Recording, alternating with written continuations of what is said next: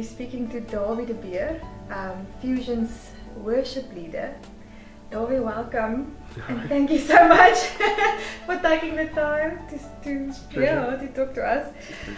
You've been the worship leader now for about 7 years, at Fusion. Yeah, I've been worshiping. I've been a worship leader for 4 years. Yeah. But I've been worshiping for seven years.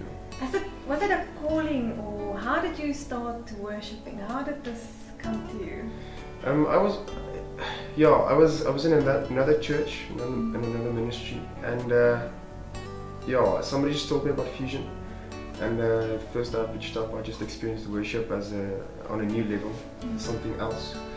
And then I just started playing an instrument and started joining. Yeah. And what instruments can you play? Because you're quite talented, hey? Yeah, I play a few instruments and I sing as well. But the instruments I play on stage is my bass and my acoustic. You were inspiring me about what you are experiencing in terms of the power of worship. Just share a little bit more about that. Sure, the power of worship, it seems endless, it seems boundless. I've experienced it on many different levels. Sometimes it's subtle, sometimes it's not in the wind or the fire, but in the stillness. And then other times it is in the fire, and you absolutely experience the full power of God in your worship. I've told you now about a few lives that have changed with worship, and as you've told me as well, it's an amazing weapon that you can use against the enemy. And especially when you feel down, hey? Especially the best thing that you can do is to start worshipping. I think it takes your attention off the problems of life, and it can help you focus on God.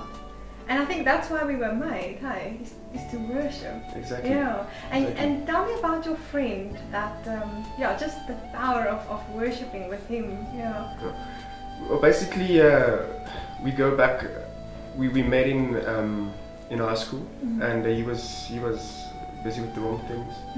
So I started connecting with him because I was already at that stage here at Fusion, and I brought him to Fusion a few times, and you could see the worship really touched him. So whenever I went to visit him,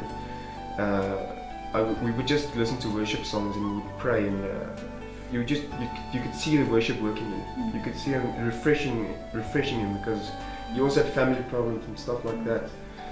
So you could see the worship was really just strengthening him and building him up again.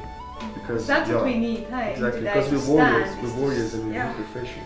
Absolutely, all the time. Because it's tiring sometimes to live, hey, and things happen. And how do you stay ignited? How do you keep this fire of this calling of worship inside you?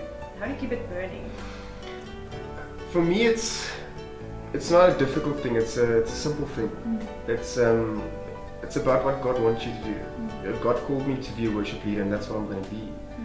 And it's not always fun. Sometimes it's hard. Sometimes you just want to be lazy. But sometimes you have to work. You have to stand up and get up. But then, no matter how hard it is, when you see the result, when you see the result of what you're doing, it's just the impact that you're making. The impact that you're making, it changes your life. And it keeps you going. You know when you fight through the trenches, you know what's coming, and you know you're going to get that product, because that's what God promises. He made a promise of giving you a product, and that's what you're striving for. Yeah, that is very powerful. Yeah, thank you so much for all the work that you guys are doing here. It's phenomenal. You can see it in the kids and how they just touched. It's just wonderful. Yeah, thank you. Thank you, Dawie.